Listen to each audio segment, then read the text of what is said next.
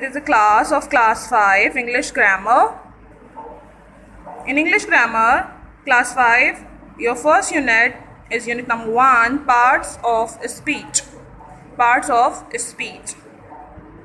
In every language, हर ज़बान में, हर language में कुछ पार्ट्स ऑफ स्पीच होते हैं, बोलने के जो हिस्से होते हैं. लाइक पार्ट्स ऑफ स्पीच का मतलब है यहाँ पे जब आप कोई स्पीच देते हैं तो उसके क्या क्या हिस्से होते हैं, क्या क्या इंपॉर्टेंट पार्ट्स होते हैं. ठीक है. So we take the help from parts of speech in every language. So in English we also have some parts of speech. There are total 8 parts of speech in English language. You can see we take help of the words to express our ideas. These words are given different names according to their use in our sentences. They are called parts of speech. Her language में, हर ज़बान में हमारे पास different parts of speech होते हैं. हर एक का अपना अपना काम होता है, अपना अपना तरीका होता है. इनको हम पार्ट्स ऑफ स्पीच कहते हैं. इंग्लिश लैंग्वेज में हमारे पास ये 8 पार्ट्स ऑफ स्पीच हैं. There are 8 parts of speech. Number 1 noun, number 2 pronoun, number 3 adjective, number 4 verb, number 5 adverb, number 6 preposition, number 7 conjunction, and number 8 interjection. These all are the parts of speech. So the first parts of speech is noun. Let's have the look of the definition of noun. What is the noun? Is a naming word. It tells us about the name of a person, place और thing. ये आप पढ़ते हुए आ रहे हैं शुरू classes से कि नाउन क्या होता है. नाउन नेमिंग वर्ड होता है, किसी चीज़ का नाम होता है. What is the noun? Noun किसी चीज़ का नाम होता है. ये हमें किसी भी चीज़ के नाम के बारे में बताता है, किसी शख्स के नाम, किसी इंसान के नाम के बारे में, किसी जगह के नाम के बारे में, या किसी चीज़ के नाम के बारे में बताता है. ठीक है. नाउन क्या है? किसी भी चीज़ के नाम को, नेम को आप नाउन कहते हैं. For examples we have here. Jahanara was a Mughal princess. यहाँ पे सेंटेंस में जहांआरा नेम है, पर्सन का नेम है. मुग़ल प्रिंसेस भी यहाँ पे नाउन है. Karachi is situated at the Arabian Sea. Karachi noun है, यहाँ पे जगह का नाम है. अरेबियन सी समंदर का नाम है. ठीक है. The sun gives us light and heat. Sun सूरज भी नाउन है यहाँ पे. लाइट, हीट, ये सब नाउन है हमारे पास यहाँ पे. The gold Smith makes ornaments from gold. Gold Smith सुनार को कहते हैं, तो ये भी प्रोफेशन का नाम हो गया. मेक्स ऑर्नामेंट क्या बनाता है? वो जेवरात बनाता है, तो जेवरात भी नेम हो गया. फ्रॉम गोल्ड सोने से बनाता है, तो ये भी मेटल का नाम हो गया. So all are the name, जिसको हमने यहाँ पे अंडरलाइन किया हुआ है. नाउन क्या है भाई? नाउन हम कहते हैं किसी भी चीज़ के नाम को. सही है. आई होप समझ आ गया होगा सबको. नाउन नेमिंग वर्ड होता है, नाम होता है किसी भी चीज़ का, जगह का या चीज़ का नाम होता है.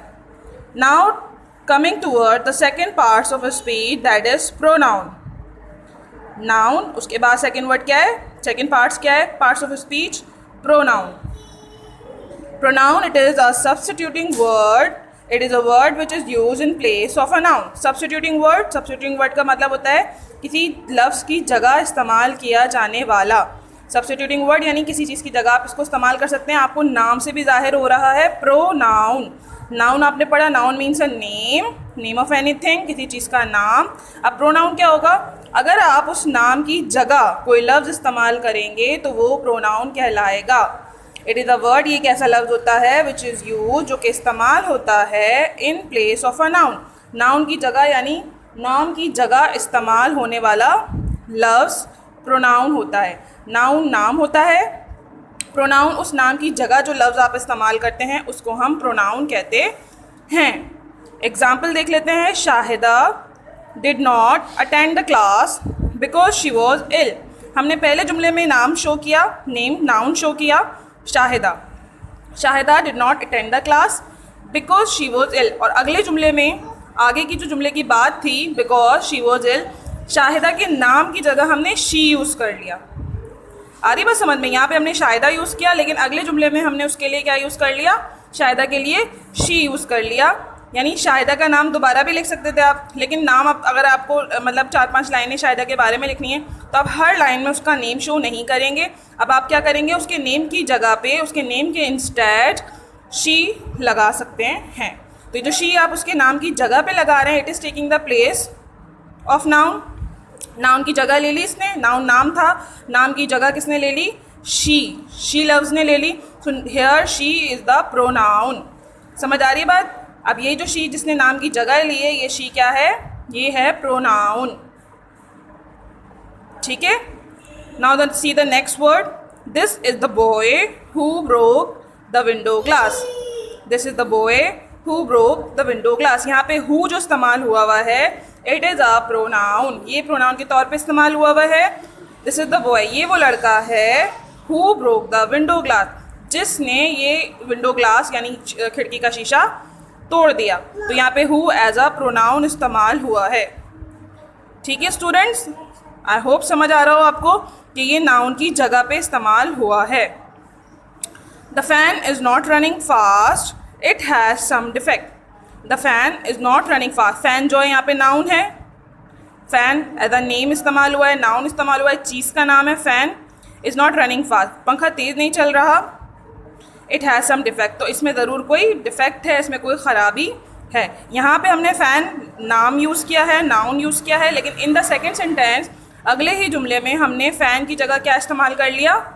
इट इस्तेमाल कर लिया। इट किसको ज़ाहिर कर रहा है? इट किसके लिए इस्तेमाल हुआ है? यहाँ पे फ़ैन को ज़ाहिर कर रहा है, फ़ैन के लिए इस्तेमाल हुआ है।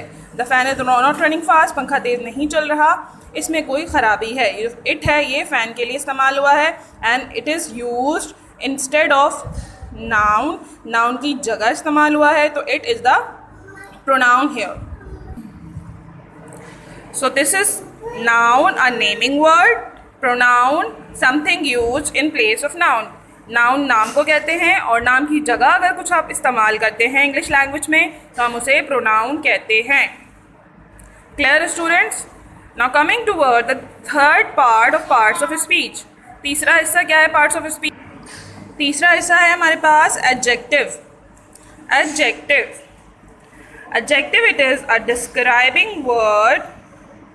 It is a word used to add something to the meaning of a noun. Adjective क्या है? एडजेक्टिव होता है एक वर्ड, एक लफ्ज़ जो कि डिस्क्राइबिंग वर्ड होता है। डिस्क्राइबिंग मीन्स कि वो आपके नाउन को, आपके नाउन के आगे कुछ मीनिंग ऐड कर देता है, कोई मज़ीद उसके बारे में डिफ़ाइन कर देता है। ठीक है, नाउन की आप कह सकते हो कि खुसूसियत बयान करता है। क्वालिटी ऑफ अ नाउन, ठीक है ना, अच्छाई बुराई, नाउन की क्वालिटी बयान करता है एडजेक्टिव। डिस्क्राइबिंग वर्ड है, नाउन को मज़ीद डिस्क्राइब करता है, नाउन को, किसी के नाम को मज़ीद वजाहत से बयान करता है। और ये एक ऐसा लफ्ज़ होता है जो कि to add something to the meaning of a noun, यानी जिससे नाउन के मीनिंग, उसके बारे में आपको मज़ीद मालूमात हासिल होती है। Adjective quality of a noun बताता है, अच्छाई या बुराई नाउन की बताता है। Examples, Taimur. Taimur here is a noun, Taimur नाम है। Taimur was the powerful king. Taimur एक बहुत ही पावरफुल किंग है, ताकतवर बादशाह है। तो यहाँ पे जो पावरफुल लगा हुआ है, पावरफुल, ये क्या है? ये एडजेक्टिव है। Taimur was the powerful king. क्यों? क्योंकि ये आपको पावरफुल कौन है? तैमूर है। तैमूर के बारे में, नाउन के बारे में मज़ीद डिस्क्राइब करके बता रहा है, ताकतवर। आ रही बात समझ में? एडजेक्टिव क्या है? नाउन की अच्छाई या बुराई बयान करता है, नाउन की क्वालिटी बयान करता है। ये तैमूर की क्वालिटी है कि that he is a. Now the next example is Zahida is a pretty girl. Zahida यहाँ पे नाउन है। जाहिदा के बारे में कहा जा रहा है that she is a pretty girl, Zahida is a pretty girl. तो ये जो प्रिटी लफ्ज़ इस्तेमाल हुआ है कि वो एक प्यारी लड़की है, खूबसूरत लड़की है। प्रिटी मीन्स प्यारी, खूबसूरत। तो ये जाहिदा की क्वालिटी है, ये जाहिदा के बारे में क्वालिटी उसकी इस्तेमाल की गई है। Zahida is a pretty girl. ठीक है। The next example, Fahad is an intelligent man. Fahad noun है हमारे पास, और इसकी क्वालिटी बयान हुई है intelligent. Fahad is an intelligent man. Fahad एक ज़हीन आदमी है। So here words powerful, pretty and intelligent, ये तमाम वर्ड्स कैसे हैं? ये तमाम वर्ड्स नाउन के बारे में आपको मज़ीद डिफ़ाइन कर रहे हैं, मज़ीद डिस्क्राइब कर रहे हैं। तो these all are the words जिसको आप कहेंगे ये क्या है? एडजेक्टिव के अल्फाज हैं। ये नाउन की क्वालिटी बयान करते हैं, एडजेक्टिव हैं, ठीक है। Now the next parts of speech is verb. Verb it is a doing word. Verb क्या होता है? ये एक काम, एक्शन वर्ड होता है। डूइंग वर्ड यानी कि काम का करना या होना जाहिर करता है। It is the word that describe actions, ये काम को जाहिर करता है, काम के बारे में डिस्क्राइब करता है। और deeds, some verbs are being verbs. Now the next is verb. It is a doing word. It is the word that describes actions or deeds. Some verbs are being words. ठीक है। doing word होता है काम का करना या काम का होना। verb में show होता है, जस्ट लाइक खाना पीना, उठना बैठना चलना, ठीक है। verb क्या होता है? काम को कहते हैं। जैसा नाउन हम नाम को कहते हैं, वैसे verb हम काम को कहते हैं। ये एक ऐसा लफ्ज़ होता है जो कि डिस्क्राइब करता है एक्शंस को, ठीक है, काम के बारे में डिस्क्राइब करता है, काम के बारे में आपको डिटेल में बताता है। और deeds, some verbs are being verbs. इसके अलावा कुछ वर्ब्स ऐसे होते हैं जो कि आपके काम के करने या काम के होने को जाहिर करते हैं, उनको हम कहते हैं डूइंग वर्ड्स। क्या कहते हैं? Doing words. और कुछ ऐसे होते हैं जिसमें आप सिर्फ एज अ हेल्पिंग वर्ब उनको इस्तेमाल कर रहे होते हैं, उससे आपको सिर्फ क्या कहते हैं पोजीशंस वगैरह का पता चलता है, पोजीशन का, प्रोफेशन का, इन सब तमाम चीज़ों का पता चलता है, वो कहलाते हैं बीइंग वर्ड्स। पोजीशन वगैरह का जिसमें पता चले ना, वो कहलाते हैं being words. Being words, doing words. Examples देख लेते हैं। The earth moves around the sun. Earth moves around the sun. Moves, यहाँ पे मूव्स जो है हरकत करना, ये क्या है? ये यहाँ पे डूइंग वर्ड है, वर्ब है, एज अ वर्ब इस्तेमाल हुआ है। मूव हरकत करना, मूव करना। सबिया ऑलवेज स्पीक द ट्रुथ। सबिया हमेशा सच बोलती है। स्पीक, स्पीक मीन्स बोलना, सच बोलना। तो यहाँ पे स्पीक क्या है? डूइंग वर्ड है, वर्ब है। Mirza Ghalib wrote lovely poem. Mirza Ghalib अच्छी प्यारी नज़में लिखा करते थे, तो रोट लिखना यहाँ पे वर्ब है। Saad is studying engineering. Saad engineering पढ़ रहा है, सो इज़ भी यहाँ पे वर्ब है और स्टडिंग भी यहाँ पे वर्ब है। अब आपको समझ में आया होगा कि जो काम का करना या होना, जैसे कि यहाँ पे कौन कौन से वर्ड्स हैं? मूव हरकत करना, स्पीक बोलना, रोट लिखना, स्टडी पढ़ना। तो ये सब क्या हैं? ये सब डूइंग वर्ड्स हैं। काम का करना या काम का होना इनमें पाया जा रहा है, सो ये हम कहेंगे सब डूइंग वर्ड है। अब देख लेते हैं बीइंग वर्ड्स क्या होते हैं। बीइंग वर्ब्स क्या होते हैं? Siraj was a famous city in Iran. Siraj was a famous city in Iran. So was, जो ये वॉज यहाँ पे लगा हुआ है, इसको हम कॉमनली हेल्पिंग वर्ब भी कहते हैं। इज, एम, आर, वॉज, वर, इसको हम हेल्पिंग वर्ब भी कहते हैं। और ये हेल्पिंग वर्ब बीइंग वर्ड्स भी कहलाते हैं। शिराज जो है वो ईरान का एक मशहूर शहर था, ठीक है। तो ये यहाँ पे वॉज इस्तेमाल हुआ है, so it is a being verb. ये बीइंग वर्ब है, बीइंग वर्ड है। लियाकत अली खान वो the first prime minister. Liaquat Ali Khan पहले प्राइम मिनिस्टर थे, पहले वज़ीर आज़म थे। वॉज यहाँ पे भी एज अ बीइंग वर्ड है। Mehdi Hasan is the sweetest singer. Mehdi Hasan एक बहुत ही सुरीले सिंगर है। इज़ वर्ब है, बीइंग वर्ब है। Gold is a precious metal. Gold जो है वो एक प्रीशियस मेटल है। इज़ यहाँ पर बीइंग वर्ड है। समझ में आया आपको? वर्ब्स क्या है? काम को कहते हैं। डूइंग वर्ब्स होते हैं जो कि काम का करना या होना बताते हैं।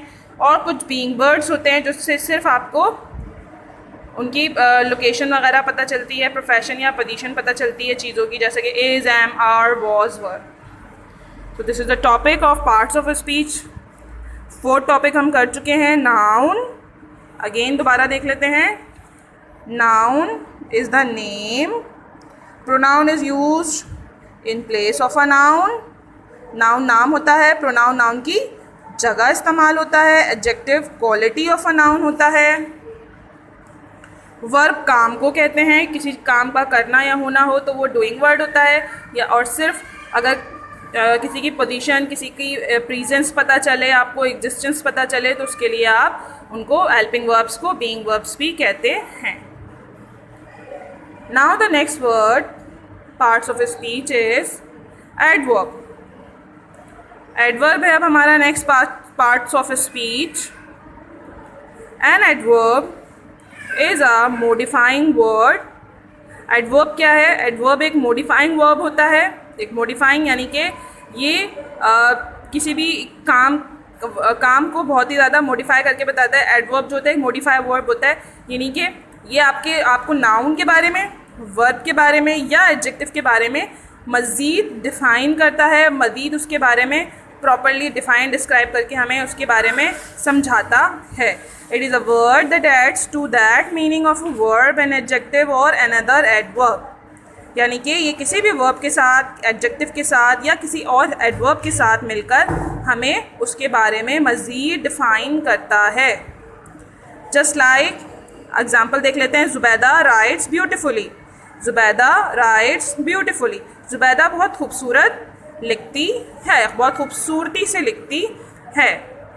So here beautifully is the word जिसको आप कहेंगे ये क्या है, ये एडवर्ब है, क्योंकि ये क्या कर रहा है, ब्यूटीफुल। ब्यूटीफुल क्या होता है, ब्यूटीफुल एक एडजेक्टिव होता है खूबसूरत, उसमें उसके साथ आपने कुछ वर्ड्स ऐड करे तो ये बन गया ब्यूटीफुली। ब्यूटीफुल का बन गया एडवर्ब ब्यूटीफुली। और ये किसके बारे में डिफाइन कर रहा है, ये आपके नाउन को मोर डिफाइन कर रहा है, और जो आपके नाम जो भी काम करता है उसको नाम के बारे में आपको बता रहा है। प्लस जो आपका वर्ब है राइट, ये उसके बारे में, rights beautifully.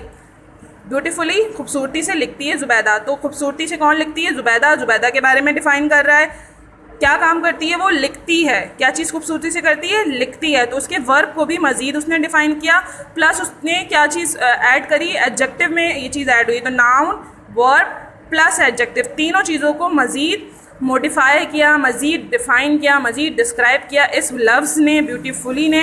That is a adverb. ये क्या लफ्ज़ है, एडवर्ब है। ये नाउन को भी डिफ़ाइन कर रहा है, ये उसके वर्ब, उसके काम को भी डिफ़ाइन कर रहा है, और बेसिकली ये किसके साथ एडेड है, ये एडजेक्टिव के साथ एडेड है। ठीक है। सो beautifully here is a adverb. आपको समझ में भी आ रहा होगा कि वर्ब, एडवर्ब। साद मूव्स वेरी क्विकली। साद मूव्स वेरी क्विकली। क्विक यहाँ पे एडजेक्टिव है, क्विक के साथ एलवाई लगा के यहाँ पे एडजेक्टिव बन गया है इसका एडवर्ब। साद मूव्स वेरी क्विकली, साद जो है बहुत तेज़ी से हरकत कर रहा है, बहुत जल्दी तेज़ी से हरकत कर रहा है। सो क्विकली और वेरी दोनों ही यहाँ पे एडवर्ब के तौर पे इस्तेमाल हुए हैं। ये साद के बारे में भी डिफ़ाइन कर रहे हैं, प्लस उसका जो हरकत करना है, मूव करना है, उसको भी मॉडिफाई करके डिस्क्राइब कर रहे हैं कि वो तेज़ी से हरकत कर रहा है या करता है। सरदार अब्दुल रब नश्तर वर्कड हार्ड। सरदार अब्दुल रब नश्तर वर्कड हार्ड, यानी सरदार अब्दुल रब नश्तर ने बहुत मेहनत की। ठीक है। So this is the adverb. Adverb क्या करता है, मॉडिफाई वर्ड्स होते हैं जो कि आपके नाउन को, आपके वर्ब को या फिर आपके एडजेक्टिव को ही मज़ीद आपको डिस्क्राइब करके, डिफाइन करके बताता है। Adverbs are the words that adds to the meaning of a verb, an adjective or another adverb. ठीक है। आई होप आपको ये भी समझ में आ गया होगा। Now the next parts of a speech is preposition. Preposition. A preposition is a governing word. It is a word which shows the relationship between a noun or pronoun and another word in a sentence. Preposition governing word होता है। Governing word यानी कि आपको नाम से पहले इसको समझें। प्रीपोजिशन, पोजीशन मतलब पोजीशन बताएगा, ये आपको किसी चीज़ की, किसी थिंग की पोजीशन बताएगा। प्रीपोजिशन यानी कि आपने इसको कहाँ लगाना होता है, ज़्यादातर किसी चीज़ के स्टार्टिंग में लगाएंगे कि आपको प्रीपोजिशन करके बताएगा। गवर्निंग वर्ड होता है, गवर्निंग वर्ड। ठीक है। It is a word which shows the relationship. ये एक ऐसा लफ्ज़ होता है जो कि रिलेशनशिप जाहिर करता है एक नाउन, प्रोनाउन और another word in a sentence. Noun और प्रोनाउन या नाउन और प्रोनाउन की रिलेशनशिप, यानी नाउन और प्रोनाउन का ताल्लुक किसी और लफ्ज़ से जुमले में ही बताया जा रहा हो, यानी उसको गवर्न करता है, उसको गार्ड करता है। प्रीपोजिशन वो लफ्ज़ होता है। ठीक है। दो लफ्ज़ों का, नाउन प्रोनाउन का किसी दूसरे लफ्ज़ के साथ रिलेशनशिप, ताल्लुक़ ज़ाहिर करना किसी लफ्ज़ को अगर हम कहेंगे तो वो है प्रीपोजिशन। एग्जाम्पल्स देख लें। The child slap on his bed. The child slap on his bed. बच्चा जो है वो सोता है अपने बेड पर। सो उसकी पोजीशन जाहिर कर रहा है ये। और नाउन क्या है, चाइल्ड बच्चा, और उसका सोना वर्ब है। उसके दरमियान और बेड, बेड जो है ऑब्जेक्ट है यहाँ पे, तो बेड और चाइल्ड के दरमियान जो रिलेशन है, जो ताल्लुक़ है, वो कौन जाहिर कर रहा है यहाँ पे? ऑन कर रहा है। बच्चा सोता है बेड पर, कहाँ सोता है? बेड पर। सो ऑन जो है यहाँ पे प्रीपोजिशन के तौर पे इस्तेमाल हुआ है। The child slept on his bed. The members of my family went to Kalam. मेरी फैमिली वाले या मेरे फैमिली के जितने भी लोग हैं वो सब गए हुए हैं, गए कालाम गए। टू कालाम, टू यहाँ पे प्रीपोजिशन है। The cook is in the kitchen. Cook is in the kitchen. Cook है किचन में। किचन में कहाँ पर है कुक? किचन में है, तो उसकी पोजीशन आप बता रहे हैं यहाँ पे इन द किचन। इन यहाँ पे प्रीपोजिशन है। The passenger reach the airport at 6 o'clock। Passenger reach the airport at 6 o'clock। Passenger जो है वो एयरपोर्ट पहुँचे 6 o'clock। किस वक्त पहुँचे? 6 o'clock पे पहुँचे। तो एट जो है यहाँ पे प्रीपोजिशन है, जो कि इसका रिलेशनशिप पैसेंजर्स का टाइम बता रहा है कि कहाँ पे किस वक्त पहुँचे। Madam Noorjahan was very fond of singing. Was very fond of singing, यहाँ पे ऑफ जो है प्रीपोजिशन है। तो आपको समझ में आ गए होंगे। These all are the words जो कि सेंटेंस में या पार्ट्स ऑफ स्पीच में इस्तेमाल होते हैं। On, off, in, to, at, ये सब कहलाते हैं प्रीपोजिशन। गवर्निंग वर्ड्स होते हैं जो कि रिलेशनशिप जाहिर करते हैं। Rustam has been interested in music since his childhood. Rustam has been interested in music since his childhood. So here in and since, these two words are the prepositionary words. ये दो words यहाँ पर in और since दोनों क्या हैं? preposition के words हैं। ठीक है? I hope ये भी अब आपको समझ में आ गया होगा। Now moving towards the next parts of speech, that is conjunction. Conjunction, conjunction हम इसको कहते हैं। A conjunction is a connecting word. कैसा लफ्ज़ होता है ये कनेक्टिंग लफ्ज़ होता है, राबता कायम करने वाला लफ्ज़ होता है, जोड़ने वाला लफ्ज़ होता है। कनेक्टिंग मीन्स जोड़ने वाला लफ्ज़। It is a word that connects words और सेंटेंस। ये कैसा लफ्ज़ होता है? जो या तो लफ्ज़ों को जोड़ता है आपस में या फिर जुमलों को आपस में जोड़ता है। कंजंक्शन क्या है? वैसे कंजंक्शन के अगर आप लफ्ज़ से भी मायने अगर ढूंढेंगे तो जंक्शन मीन्स होता है मिलना, किसी दो चीज़ों का आपस में आके मिलना, एक पॉइंट जहाँ पे दो चीज़ें आके आपस में मिलें।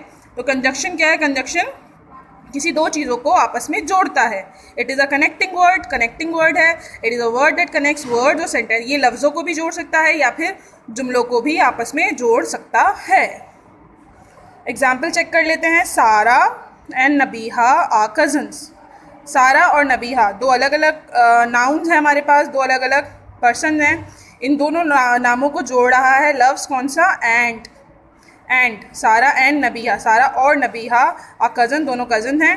तो यहाँ पे एंड इस्तेमाल जो हुआ है वर्ड, ये हम कहेंगे कि पार्ट्स ऑफ स्पीच का कंजंक्शन का वर्ड है। ठीक है? Now she came but return सून।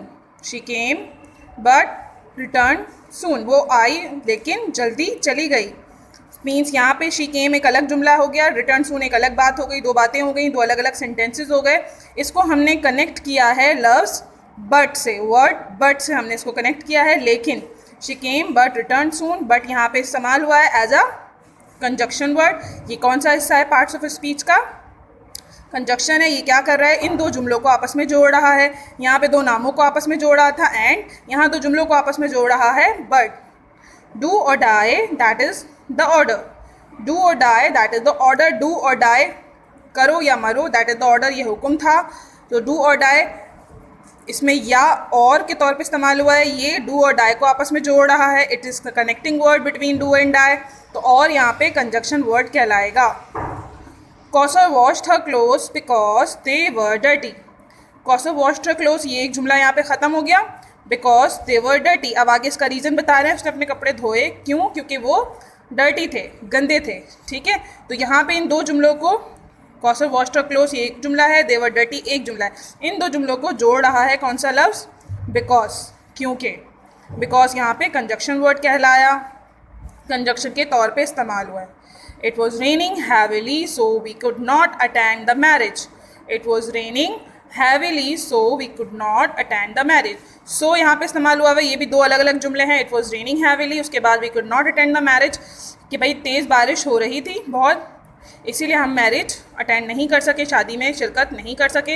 यहाँ पे सो जो है एज अ कंजक्शन वर्ड इस्तेमाल हो रहा है। एंड, बट, और, बिकॉज, सो, ये सारे क्या हैं हमारे पास? कंजंक्शन वर्ड्स हैं। ठीक है। Now interjection. इंटरजेक्शन क्या है? इंटरजेक्शन लास्ट यानी कि नंबर 8 पर आता है पार्ट्स ऑफ स्पीच में, और ये लास्ट वर्ड होता है। It is a word that expresses some sudden feeling और इमोशंस। बिस्मिल्लाहिर्रहमानिर्रहीम, अस्सलाम वालेकुम, class 5। In this video, we are going to explain your English grammar homework. This is your book for the grammar, Notes English Grammar, book 5. Firstly, you'll have to start your work. You have to maintain your copy. Grammar copy maintain करेंगे आप अपनी. And maintain the index. Give the title pages of the first term. First term का title page बनाइएगा और month of June उसमें लिखिएगा title pages में. Then आपका chapter number 1 है parts of speech. Parts of speech, ये आप लिखेंगे, राइट डाउन करेंगे एंड अपनी कॉपी में स्टार्ट करेंगे अपना work. There are 8 parts of speech: noun, pronoun, adjective, verb, adverb, preposition, conjunction and interjection. You have learned all about the parts of speech in the previous classes. In this class we will just have to study and discuss about the interjection. Noun, what is a noun? Noun is the name of something. Pronoun is used in place of noun. Adjective is the quality of the noun. Verb are the action verbs. Adverb tells us more about the verb, noun or adjective. Preposition are the words which are used as the connecting words, and conjunction are the words which combine two sentences or phrases. Now we will discuss about the interjection. You have to write it in your copy, parts of speech. There are 8 parts of speech and you will write all 8 parts of speech in your copy. Then you will have to write the definition of interjection from page number 5. It is given here, interjection. What is interjection? It is a word that expresses some sudden feelings or emotions. ये ऐसा लफ्ज़ होता है जो आपकी कोई अचानक feeling या कोई आपका अचानक इमोशन, जो आपके जज्बात होते हैं, आपके एहसासात होते हैं, उसको जो अचानक से निकलता है आपके मुंह से अल्फाज, उनको ज़ाहिर करते हैं. इन अल्फाज को हम इंग्लिश में पार्ट्स ऑफ स्पीच में इंटरजेक्शन में काउंट करते हैं, इंटरजेक्शन कहते हैं. For example, hurrah, Miandad scored a century. Hurrah is a word, is a expression used for celebration और the happiness.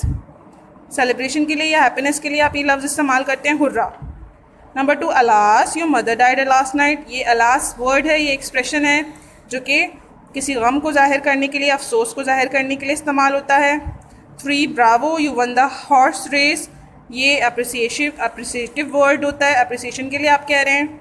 Ah, Nasra got an injury. Ah, oh, the old woman is crying with pen.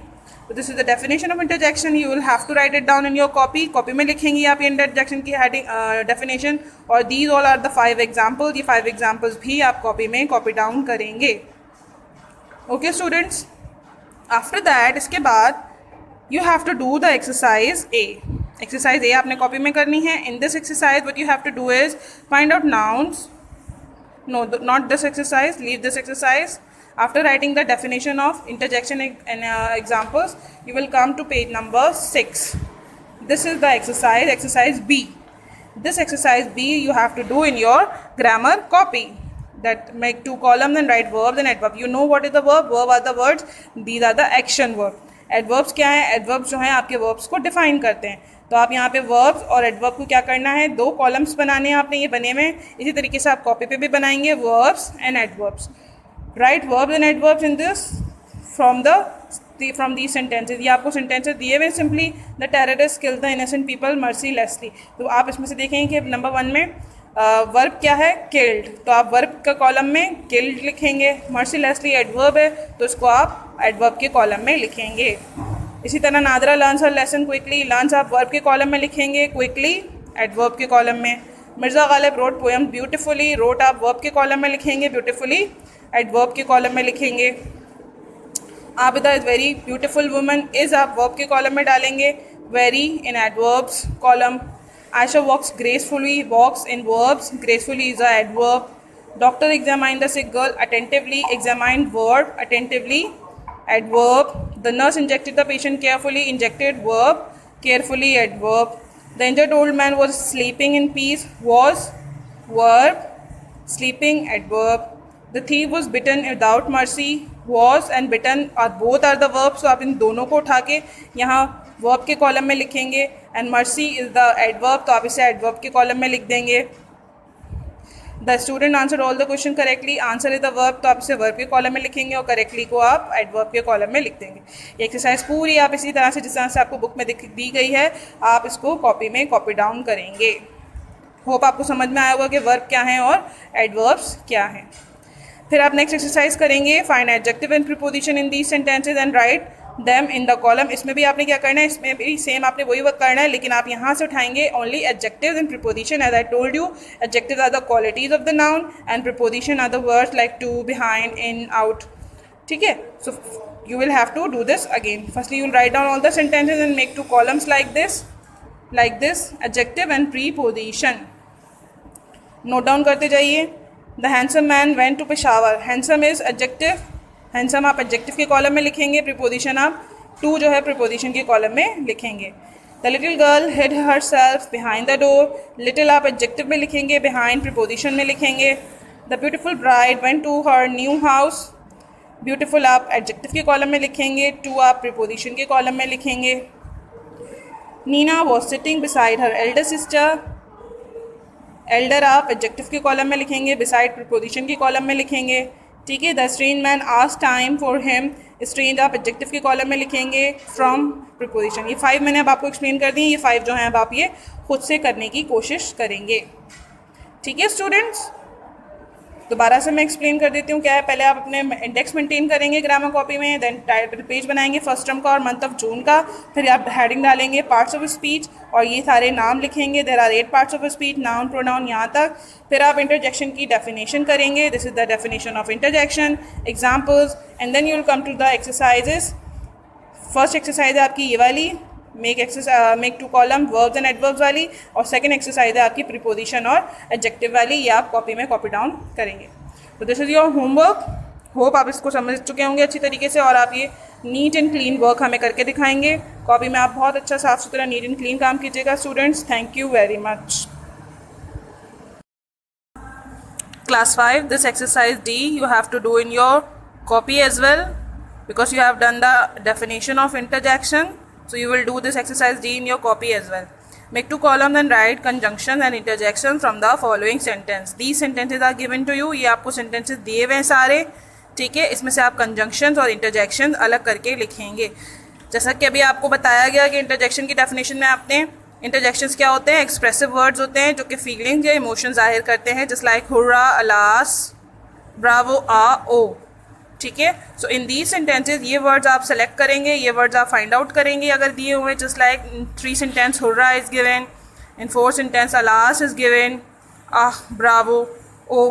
ठीक है, these all are the interjection words, sudden feelings words हैं, इनको आप लिखेंगे interjection के column में। और कंजंक्शंस क्या होती हैं, आपको बताया गया था, कंजंक्शंस होते हैं जो 2 सेंटेंस को कंबाइन करते हैं, जॉइन करते हैं। ठीक है, and, so, and so, and so, and so, बस यहाँ पे एंड और सो ही इस्तेमाल हुआ है। तो ये कंजंक्शंस के कॉलम में आप एंड और सो वर्ड्स राइट डाउन करेंगे। ठीक है।